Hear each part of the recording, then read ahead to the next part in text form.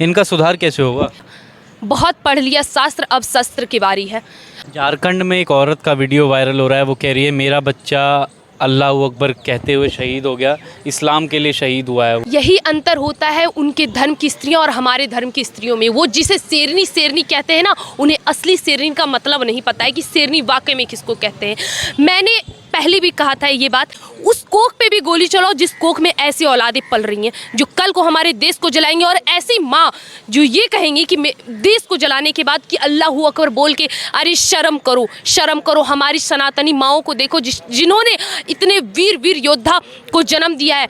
वीर शिवाजी की जब उंगली कट गई थी तो वो रोते हुए माँ के पास गए थे कि माँ मेरे हाथ से खून निकल गया है, तो उनकी माँ ने कहा था कि तुम्हें मैंने इसलिए जन्म नहीं दिया कि इतनी सी खून के लिए तुम मेरे पास गुजारिश करने आओ, जाओ, मैंने तुम्हें देश के लिए जन्म दिया और ऐसे कई खून तुम्हें तुम्हारे देश के लिए बलिदान करने पड़ेंगे, खुद को बलिदान करने पड़ेंगे। ये थे हमारी सनातनी माएँ, और ये है ऐसी अम्मी जान जो देश को जलाने वाले बेटे का समर्थन करती हैं। इसलिए मैं कहती हूँ एक बार अगर खून गंदा होना तो वो पूरा का पूरा खून ही गंदा होता है, उससे आप अच्छाई की उम्मीद नहीं कर सकते। कोई भी मुगल की पैदाइश से आप कलाम बनने की उम्मीद नहीं कर सकते हैं।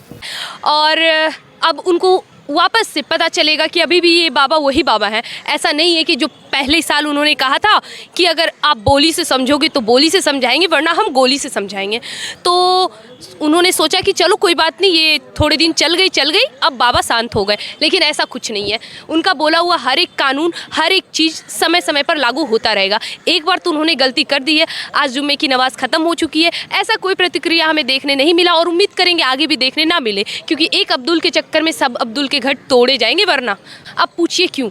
एक नुपुर शर्मा का आप बयान लीजिए, एक स्त्री के बयान पर आपने 56 देशों की देख ली क्या हालत हो गई उन्होंने किया। और तो और जब इतना सब कुछ हुआ, जब उन्हें लगा कि नहीं, मेरी बातों से, मेरे बयानों से अगर इस देश का माहौल ख़राब हो रहा है तो मेरा माफ़ी मांगना, मेरा झुकना सही है, वो स्त्री होकर भी झुक गई। हमारे देश में स्त्रियाँ कभी झुकती नहीं है, एक पुरुष भी स्त्री के पैर छूते हैं, लेकिन वो झुकी क्यों? अपने देश के लिए, कि हमारा देश जले ना इन जिहादियों के चक्कर में। उसके बाद इन लोग का बयान देखिए क्या कहते हैं कि नहीं, हमें माफ़ी से काम नहीं चलाना, हम तो नुपुर शर्मा से मुजरा करवाएंगे। इनकी मानसिकता देखिए। ये तौकीर रज़ा, ये भी वही उन्हीं में से एक आते हैं जो कहते हैं कि हम 17 तारीख को निकालेंगे अपना जुलूस, उसमें महिला और बच्चे आगे रहेंगे। ठीक उसी प्रकार आपको याद होगा शाहीन बाग में भी उन्होंने महिलाओं को आगे किया।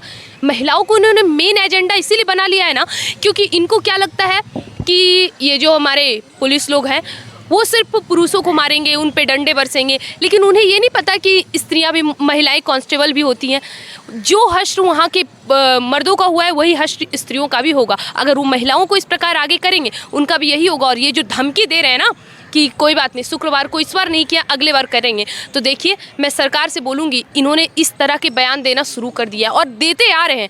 अभी भी ये सामने से आपको कह रहे हैं कि ये देश जलाएंगे और आप इन्हें इस तरह छोड़ दें, ये गलती मत करें। लेकिन मुस्लिम तो अभी भी कह रहे हैं गुस्ताखे रसूल की एक ही सज़ा, सरतन से जुदा, सरतन से जुदा। सरतन से जुदा हमारा धर्म क्या है? क्या हमारी कोई औकात नहीं है?